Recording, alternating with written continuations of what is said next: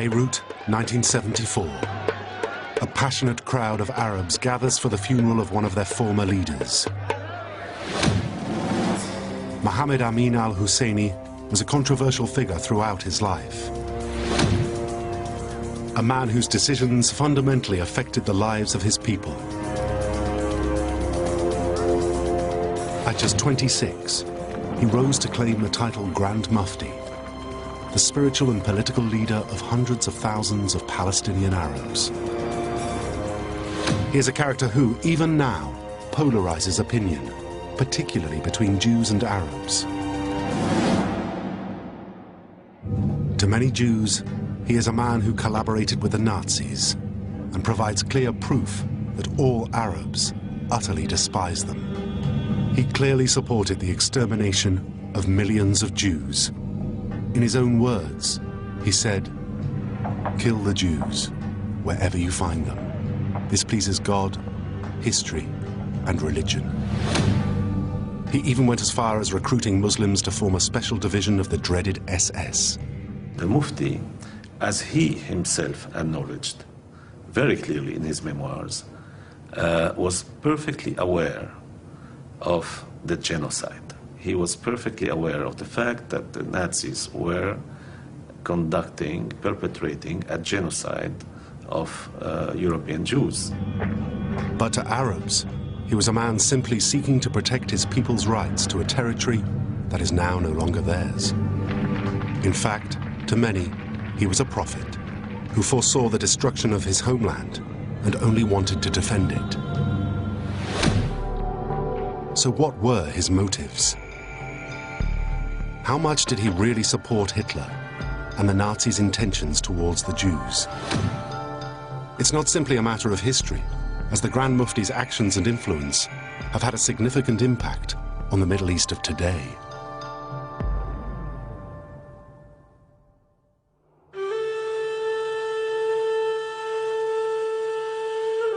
Mohammed al-Husseini's story is rooted in the period in the Middle East between the First and Second World Wars. Al-Husseini was born into a family of wealthy landowners in southern Palestine, near the holy city of Jerusalem, with a long and proud history. At the start of the 20th century, the whole region was largely under Muslim control, with around 400,000 Muslims and as few as 25,000 Jews. The land had been part of the massive Ottoman Empire for 400 years. But during the First World War, the empire was broken up and Palestine was controlled by the British. The British occupied Palestine during the First World War. It didn't exist as a political entity under the Ottomans. But the British decided by the end of the First World War that they wanted to dismember the Ottoman Empire, and it was quite clear to them that Palestine was of tremendous strategic significance in terms of the need to protect Egypt and the Suez Canal from any potential aggressor. During the First World War, the British had made explicit promises to the Arabs in the Middle East that they wanted a new era for the Arab people. They even sent out leaflets in Arabic, proclaiming that they fully supported the idea that Arabs should run their own countries. For al-Husseini and other politically motivated Palestinians, it meant that they were more than willing to help the British cause. Then, in November 1917, the British made a political move that has repercussions even today. They issued what became known as the Balfour Declaration. It stated that the British government now favored the establishment in Palestine of a homeland for the Jewish people. So in other words, the declaration supported the idea of a country for the Jews. There was no reference to Arabs at all.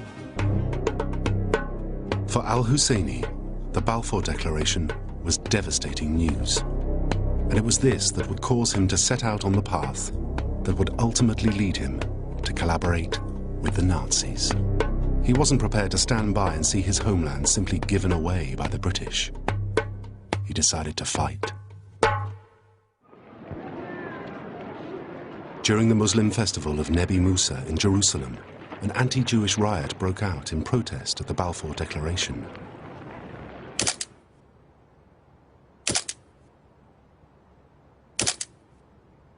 This is the first case of large-scale violence between the two communities. Al-Husseini, after the Nebi Musa riots, is accused, particularly by the Zionists, of orchestrating the entire thing. The commission that investigated the course of the riots certainly believed that Al-Husseini had a part to play. Afterwards, he was sentenced to 10 years in prison by a military court. But he avoided jail, as he'd already fled the country. This figures as part of a larger narrative that he's a troublemaker, that the Palestinian Arabs would have been okay with Zionism if it wasn't for these extreme Palestinian Arab nationalist leaders like Al-Husseini, who throughout the mandate continually drive them towards extremism and violence against the Zionists. Then in July 1920, the British made a move that would give Al-Husseini hope. They appointed their first High Commissioner to Palestine, Sir Herbert Samuel. It was an interesting choice. He was a Liberal MP. He was the first Jewish member of the British cabinet. He was a high-profile politician. And during the First World War, he is the first person to submit a proposal to the British cabinet in support of the idea of the establishment of a Jewish state. Despite his Zionist credentials, Samuel went out of his way to prove to the Arabs that although he was a Jew, above all else, he was fair. So he declared an amnesty for all Palestinian Arabs who had previously been sentenced by the British military. Still in exile at this point, Al-Husseini could now safely return to his homeland. Then came another event that changed Al-Husseini's life. His half-brother Kamal died suddenly.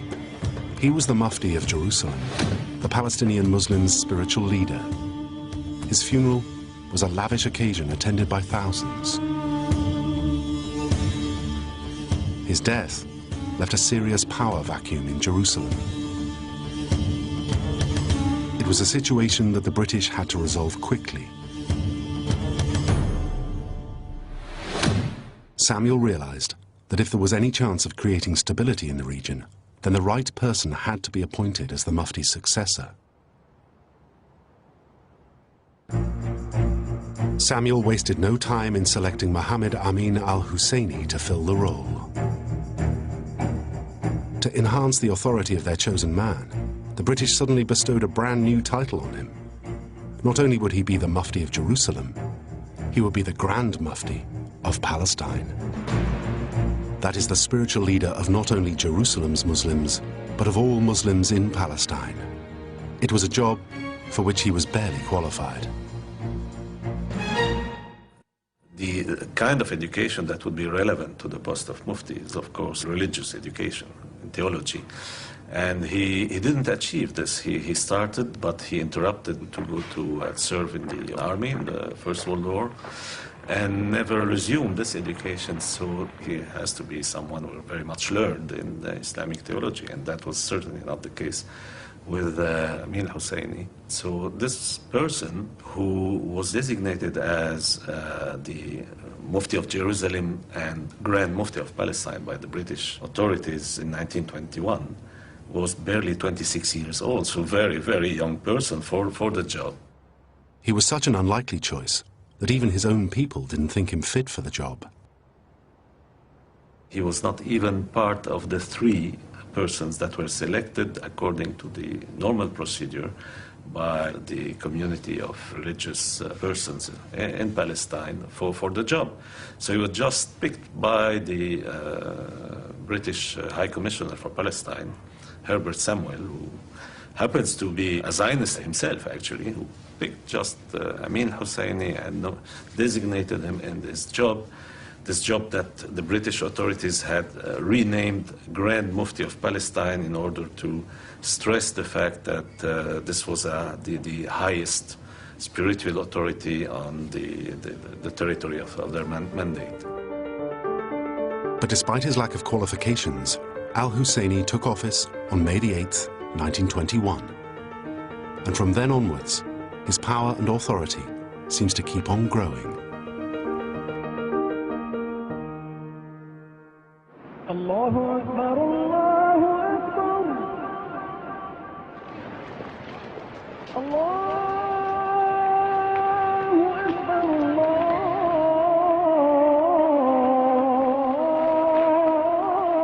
Within a year, he'd been elected president of the Supreme Muslim Council.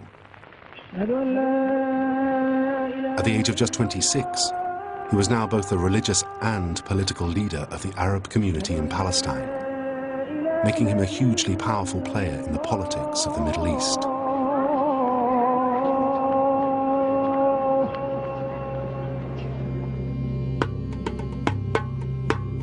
At first, what looked like a high-risk appointment initially seemed to work. Al-Husseini worked hard to keep the peace.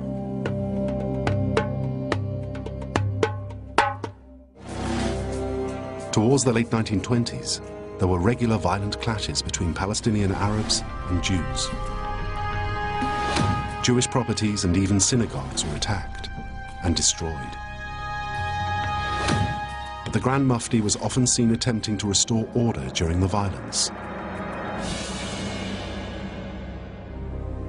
Yet despite his attempts to keep the peace, there would soon be a dramatic turn of events that put him back on a collision course with the British. Those events occurred in Germany. Sie wollte eine wahrhaftige Weltanschauungspartei sein. Und zweitens, sie wollte daher kompromisslos die einzige Macht und alleinige Macht in Deutschland. By March 1933, support for Adolf Hitler was growing at an unstoppable speed. He'd risen to take total power over the country.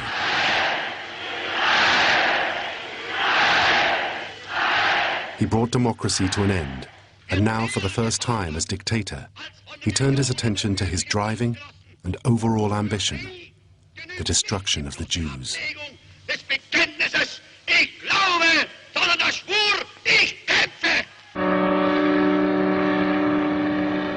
In 1933, the number of Jews in Palestine rose to 209,000. Because of the explosion of Zionist immigration in the beginning of the 1930s, this leads to, as a result, an explosion of Palestinian Arab anger and resentment. This is the real challenge for al-Husseini and other Arab leaders at the time, and as the Palestinian Arab population becomes more radicalised because of the situation in Palestine in the 1930s, by the middle of that decade, things really are clearly out of the control of the Palestinian Arab elite.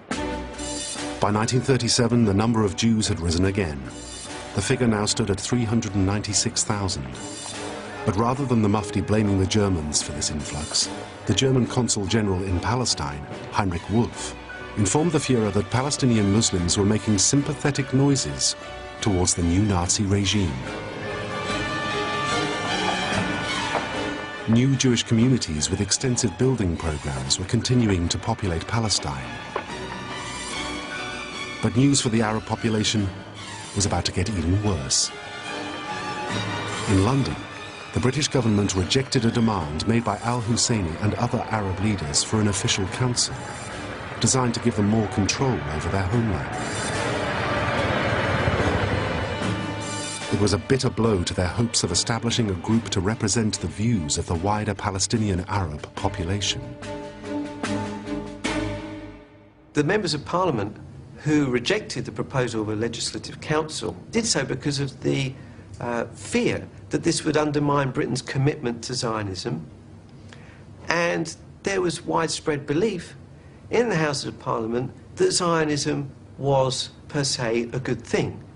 The members of Parliament continued to believe the old narrative that European migration in the shape of Zionist migration would raise the living standards of the Palestinian Arabs, that the Zionists were civilizing the backward Orient. And that was the spark that led to the uprising. Arab leaders in Palestine now called for a general strike. It meant a total refusal to pay taxes and a countrywide strike of all Arab workers and businesses.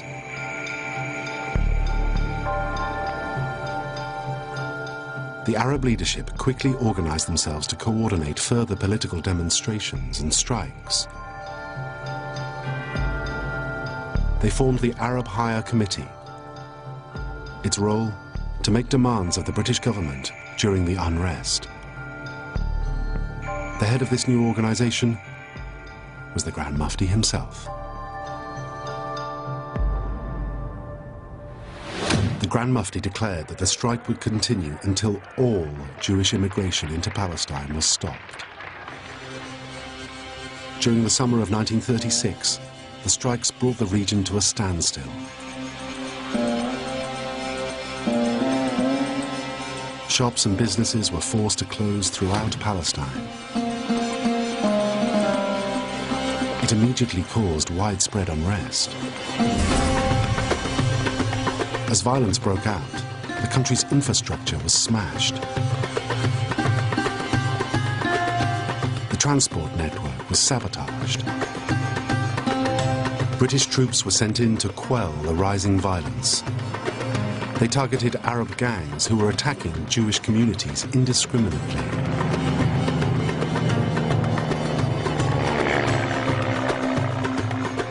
It was the start of a 3-year-long bloodbath that became known as the Arab Revolt. During that first summer, thousands of acres of Jewish farmland were destroyed. The British tried in vain to keep the peace. But by October of 1936, with the revolt already 6 months old, an estimated 1,300 people had been killed.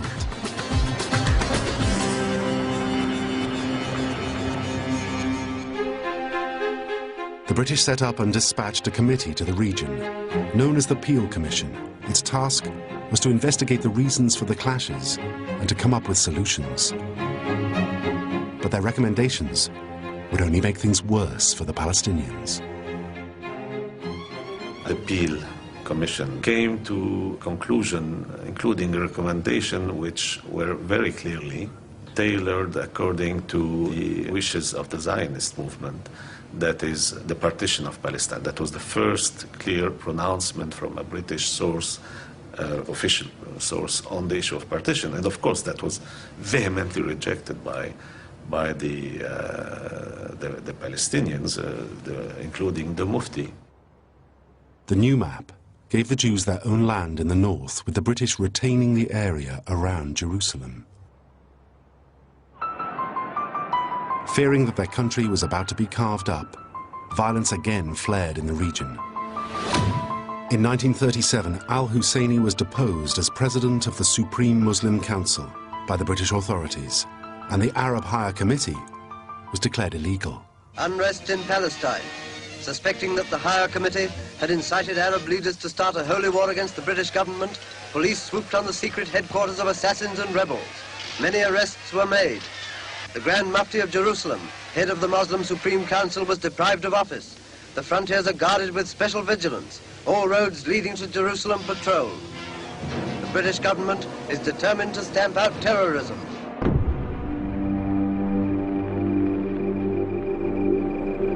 Warrants for the arrest of the leaders of the committee were issued, but the Grand Mufti escaped to the Haram, the holy area of the city, where he was untouchable by the British.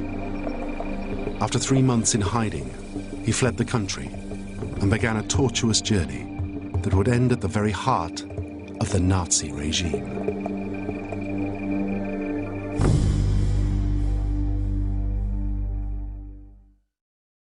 He's staying in Syria, the Grand Mufti of Jerusalem. Foremost in the Palestine-Arab trouble, he eluded the British and escaped from the Mosque of Omar.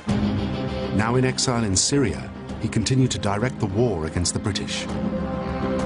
But British troop numbers were too small to crush the revolt. Strikes, sabotage, assassinations, and the guerrilla warfare went on without let-up.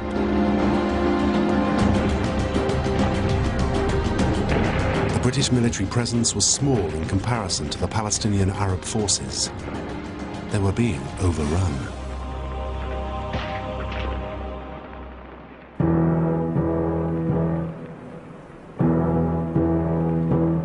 But then Prime Minister Neville Chamberlain found a new way of freeing up extra troops. He signed a deal with Hitler, giving him part of Czechoslovakia. Allegedly, this made Europe safe from the threat of war. With more than 20,000 troops, 3 RAF squadrons and 4,000 police, the British now began to squeeze the life out of the Arab revolt. Villagers accused of sheltering Arab rebels had their houses blown up.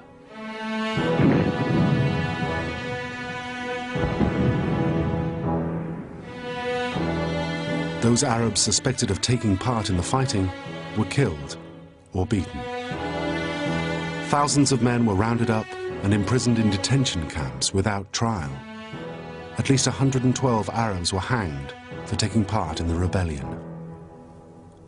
According to official figures, by the spring of 1939, when the revolt effectively ended, the British had killed more than 2,000 Arabs.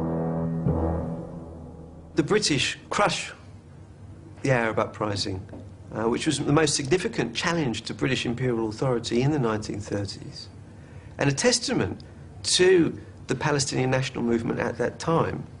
But because of the extent of British military suppression of that revolt and the brutality of that suppression against the Palestinian Arab people, you end up with a floundering Palestinian Arab movement after the revolt and going into the Second World War.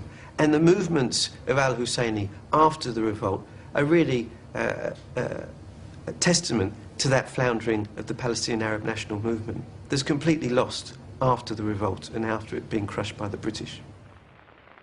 But then in May 1939, the British government did an amazing U-turn. With Europe now back on the verge of war, they realized that they simply did not have enough men and machines to defend the Suez Canal and the precious oil fields of Iraq and Persia, as well as fighting Arab rebels in Palestine. Arab public opinion in the Middle East needed to be appeased. So they produced a paper calling for strict limits on Jewish immigration and the creation of an independent Palestine by 1949. Here was an offer that seemed to give al-Husseini and his freedom fighters everything they'd asked for. The 1939 White Paper was seen by many Palestinian nationalists, including some radical nationalists, as a real achievement of the fight that has been waged by the Palestinians ever since the start of the revolt, the Great Revolt in 1936. It was a sharp curtailment of Jewish immigration that was going to be limited to 75,000 over the following 5 years. And also a commitment that in 10 years' time there would be an independent Palestinian state. They really saw in the White Paper the outcome of these years of struggle and the very high cost that they had to pay for that in lives and you know, in repression and all that. This was a real chance for the Mufti to get what he wanted. Such was his hatred of the British that he dismissed their efforts to attempt to win him over. He rejected the White Paper's recommendations, and he went much further. He called for an end to the British mandate in Palestine. He wanted the British out and the creation of a single Arab state.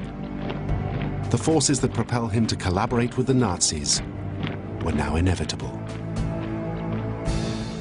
He had his own selfish personal ambitions above any considerations of the real interest of his people and the movement. I'm saying that because, again, many nationalist leaders of the Palestinians considered that the White Paper should have been accepted, and at the time were in favor of expressing approval of the White Paper and seeing in the White Paper a victory of the movement.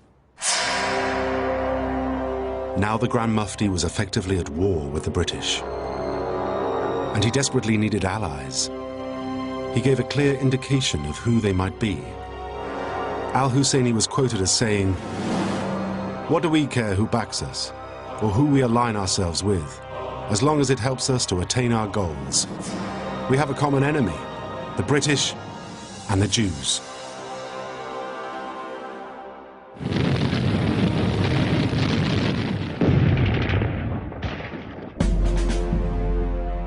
As the war began in Europe, Al-Husseini's deteriorating relationship with the Syrian authorities forced him to move on from his base in Damascus.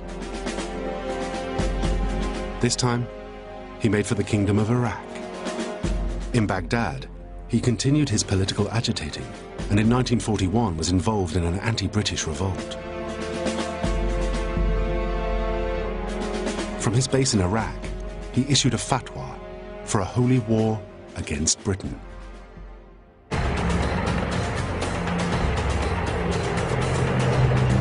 But just days later, British troops invaded Iraq, and Al-Husseini was forced to move on yet again. This time, he made for fascist Italy, where he met with the country's dictator, Benito Mussolini.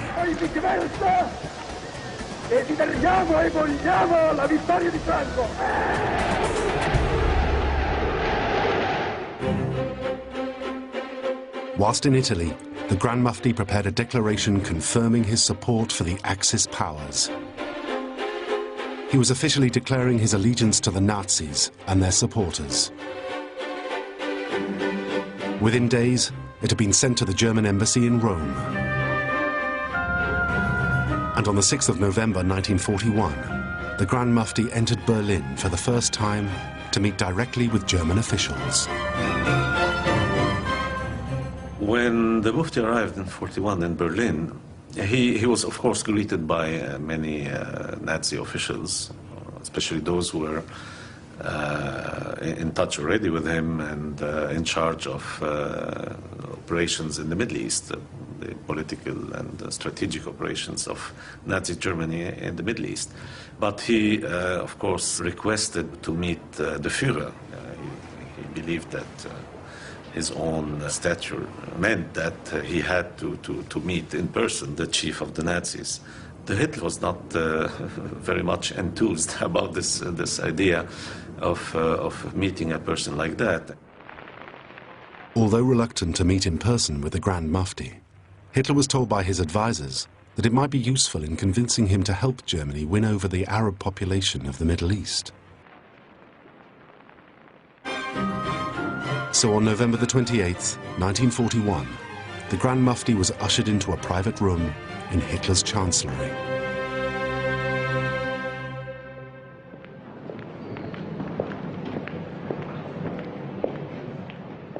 Surrounded by Nazi dignitaries, he finally met the Führer.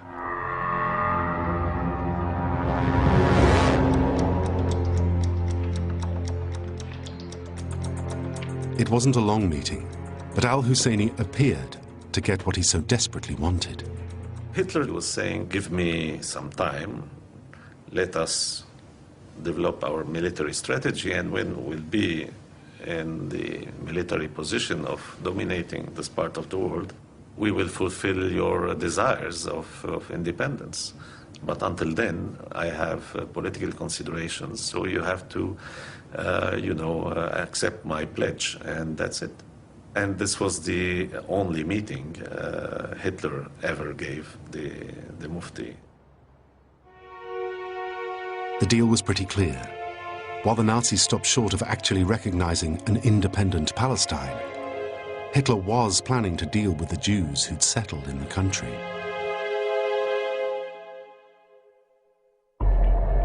And so began the Mufti's 4-year-long relationship with the Nazis. Throughout his time in Germany during the Second World War, Al-Husseini appeared to enjoy a close working relationship with some of the highest-ranking Nazis. In the Grand Mufti's memoirs, published in 1999, he freely discusses his close relationship with SS Chief Heinrich Himmler.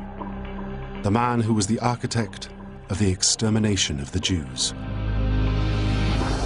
According to his own account, he often met Himmler for tea. On one such occasion, the Grand Mufti had his photograph taken with him.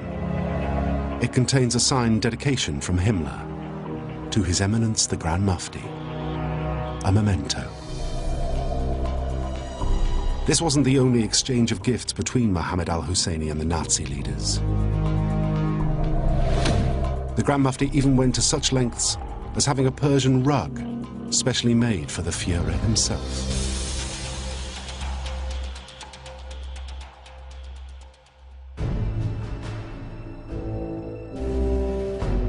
From his bureau in Berlin, he also planned a series of radio broadcasts to the Middle East.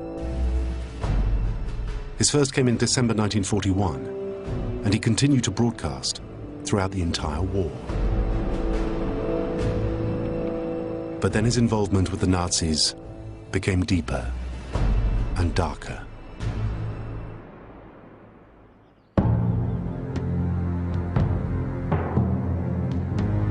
In 1942, Himmler's deputy Reinhard Heydrich convened a meeting of Nazi officials who met here at Wannsee, near Berlin. At the meeting, the Nazi hierarchy launched their project to deal with the millions of Jews in Europe. They rubber-stamped the plan which became known as the final solution to the Jewish problem.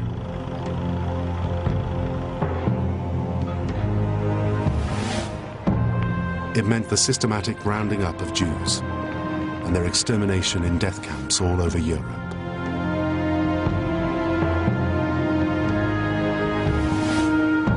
So what did the Grand Mufti really know of the Nazis' plans?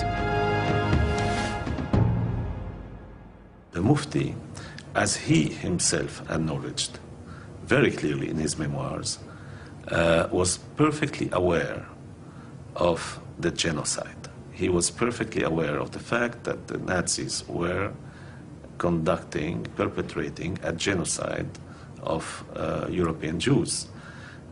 He tells himself in his memoir the story of his encounter in July 1943 with Himmler, during which Himmler told him that Germany was in the process of exterminating the Jews and had already killed 3 million of them.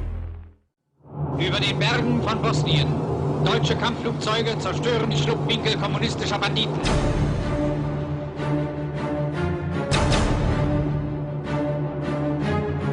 As the Second World War progressed and Germany began to suffer defeats, their troops became more and more stretched.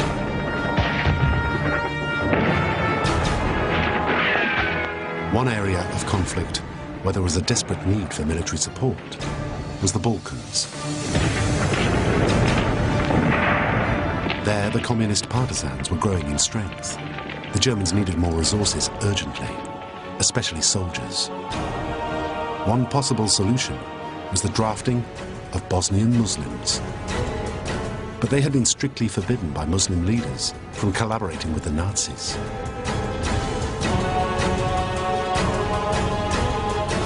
So the German authorities turned to their trusted Muslim voice, the Grand Mufti, to exert pressure on the power brokers in the region.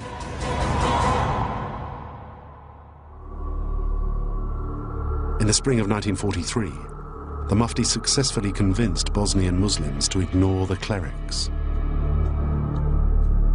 By doing so, he played a major role in establishing a new unit of the SS, the most feared and fanatical part of the German armed forces. It was the SS that was responsible for some of the most brutal and horrendous crimes perpetrated in the whole of the war.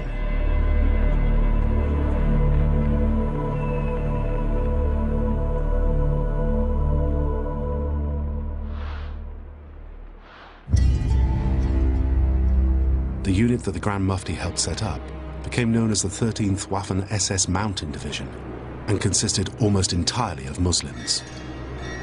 However, again, there is no evidence that this unit was actively involved in any anti-Jewish atrocities.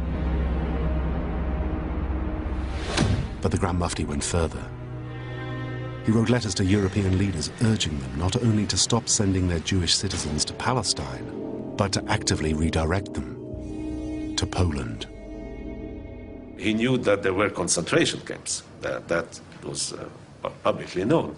And therefore he was advocating that the Jews be sent to concentration camps instead of being sent to Palestine. So we can see here the qualitative difference between a Palestinian national leader who would say to any governments, don't send your Jews to Palestine. That's one thing. And a Palestinian leader would say, don't send your Jews to Palestine, but send them to Poland in concentration camps. So here you move from what could be seen as a legitimate national position or nationalist position into a criminal statement. And indeed, the Mufti had a very abject role during those years. There's no way, therefore, one can excuse him for that or find any justification. The Mufti's justification was probably to get help in his efforts to attack the British in his homeland. He asked the Nazi hierarchy to organize sabotage missions against the Allies in the Middle East. His requests met with some success. Teams of saboteurs were parachuted into Iraq, Jordan, and Palestine, where they targeted Allied facilities such as telephone lines, pipelines, bridges, and railways. But when he asked the German Air Command to carry out bigger raids along the Palestine coast and on Tel Aviv, he was less successful. Hermann Goering, the head of the Luftwaffe, rejected the plan, saying he simply didn't have enough men and machines to divert from Europe.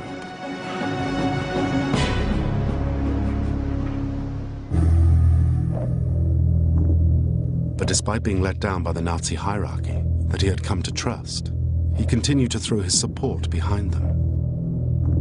On March 1st, 1944, during one of his many broadcasts, he said, "Arabs, rise as one man and fight for your sacred rights. Kill the Jews wherever you find them. This pleases God, history, and religion. This saves your honor. God is with you."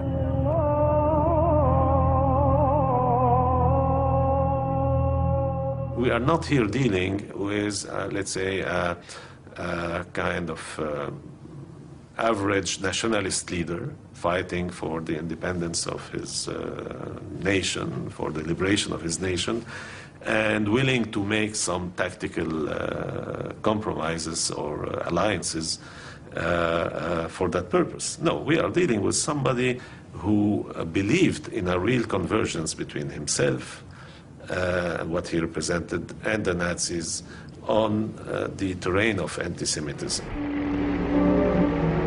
And the drive goes on. Hanover is captured, and civilians wave white handkerchiefs and line the streets to watch a victorious army rumble through to the east. As the Second World War drew to its conclusion in the spring of 1945, it became clear to the Grand Mufti that defeat for Hitler and the Nazis was only a matter of time. Al-Husseini had escaped capture before, and he was about to do it again.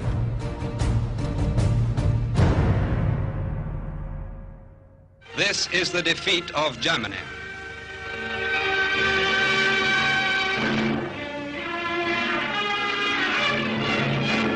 Facing Air Chief Marshal Tedder and Marshal Zhukov is a conquered German general. Keitel signs the surrender.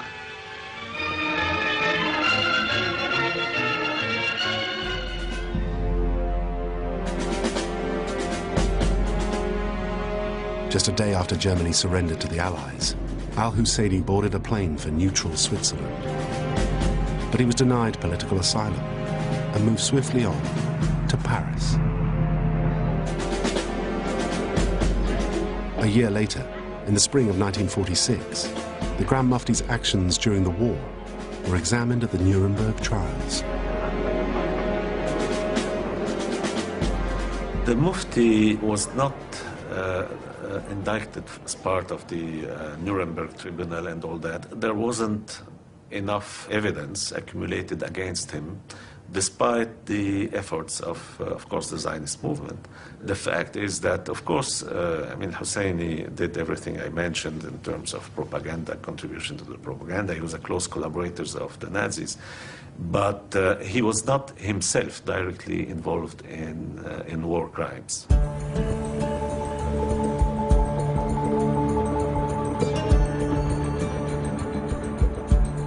Now the Grand Mufti beat one more hasty retreat, this time to the Egyptian capital Cairo, where he was finally given political asylum and a hero's welcome.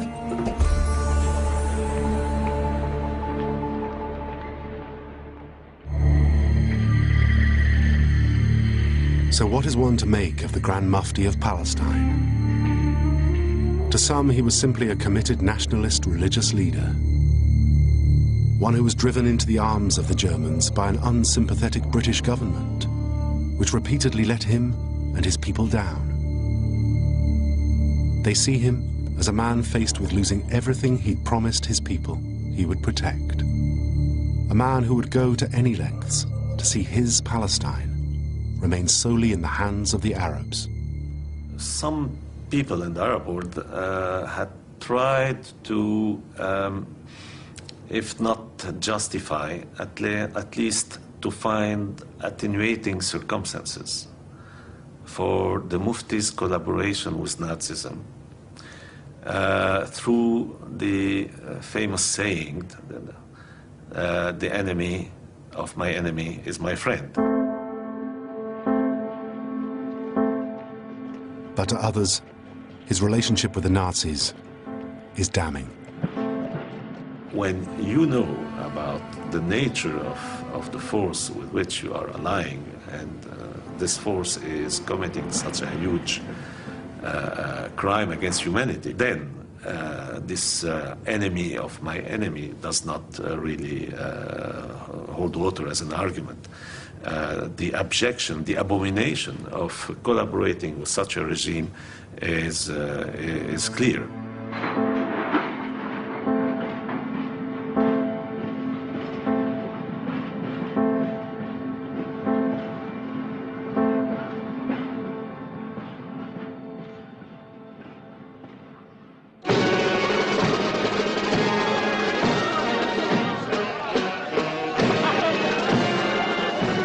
Amin al-Husseini never returned to Jerusalem after his escape in 1937.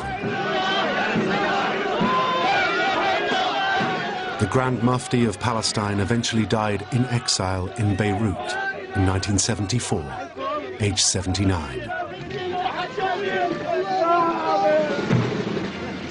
His place as leader of the Palestinian Arabs was eventually taken by a relative, Mohammed Yasser Abdul Rahman al-Husseini, better known as Yasser Arafat. In August 2002, Arafat gave an interview in which he referred to Mohammed al-Husseini as a symbol of Palestinian Arab resistance. He called him simply a hero. But it's not a view shared by many.